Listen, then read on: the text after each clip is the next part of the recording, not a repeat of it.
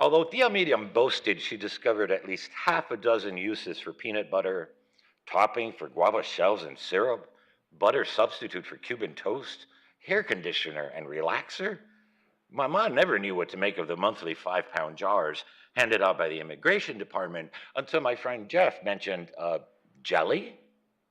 There was always pork, though, for every birthday and wedding, whole ones on Christmas and New Year's Eves, even on Thanksgiving Day. Pork, fried, broiled, or crispy skin roasted, as well as cauldrons of black beans, fried plantain chips, and yuca con mojito. These items required a special visit to Antonio's Mercado on the corner of 8th Street, where men in guayaberas stood in Senate blaming Kennedy for everything. Ese hijo de puta. The bile of Cuban coffee and cigar residue filling the creases of their wrinkled lips, clinging to one another's lies of lost wealth, ashamed and empty as hollow trees.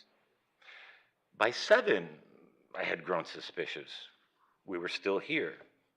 Overheard conversations about returning to Cuba had grown wistful and less frequent. I spoke English. My parents didn't. We didn't live in a 2-story house with a maid or a wood panel station wagon, nor vacation camping in Colorado.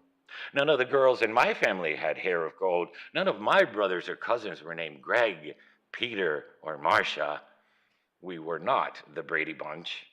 And none of the black and white characters on Donna Reed or the Dick Van Dyke Show were named Guadalupe, Lázaro, and Mercedes. Patty Duke's family wasn't like us either. They didn't have pork on Thanksgiving. They ate turkey with cranberry sauce. They didn't have yuca. They had yams, like the diddles of pilgrims that I colored in class.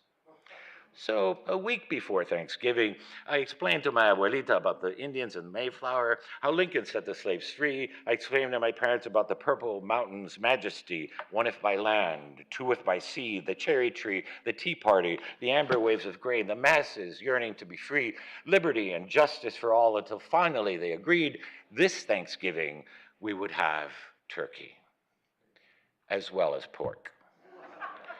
Abuelita prepared the poor fowl as is committing an act of treason, faking her enthusiasm for my sake.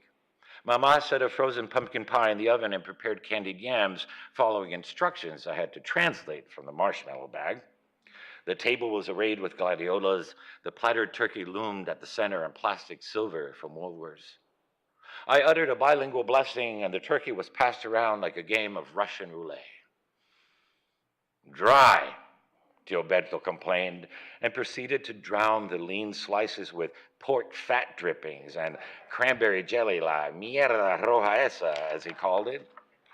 Faces fell when Mama presented her ochre pie. Pumpkin, calabaza, was a home remedy for ulcers, not a dessert. Tia Maria made 3 rounds of Cuban coffee, then Abuelo and Pepe cleared the living room furniture, put on a Celia Cruz LP, and the entire family began to merengue over the linoleum of our apartment, sweating rum and coffee, until they remembered. It was 1976 and 46 degrees in America. Thank you.